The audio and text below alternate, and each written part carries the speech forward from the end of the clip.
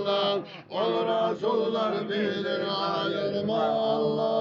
Din kardeşim ullu nasibi tugulmu, hacda kılıp hacını görme gözü bulan, o yerlerini arıgülügün görgeller, ayma bolmay sorav etse söz bulan, paygamberim tuğup ösken yerlerini, varıp görme gözleri bulan tamaşa, karayı torup arıgülükler köbüne, Bargallanı eki gözü kamaşa. La ilahe illallah ya Allah. La ilahe illallah ya Allah. La ilahe illallah ya Allah. Onun Resulları bilir ayırma Allah. Ay esimi Allah neçe darı kurulgan, Kaba üyü Makka şar Madina,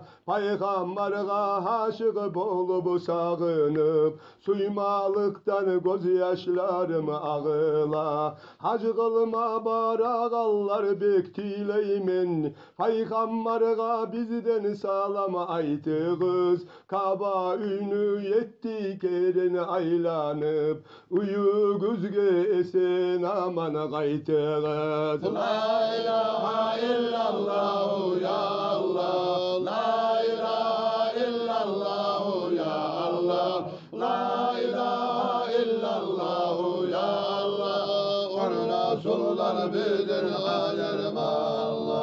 Peygamber sağ peygamberim ölmegen, Peygamber'a yok de baytıp bolamu, Peygamberim ölgen bu sakabanı, aylanası adamlardan tolamu, Peygamber'a haşık bolup tugulmu, hacını kılmak salavaları okumak, Peygamberini ayaları yürügen, ayağı ulusan Arabistan toprak. La ilahe illallah ya Allah. La ilahe illallah ya Allah. La ilahe illallah ya Allah. Onun Resulları bilir ayırma Allah. O beredim peygamberini ayağı, yürüp ötkeni yol boyu dağı çanlanı, içkeni sayın içte be aytıp içirte,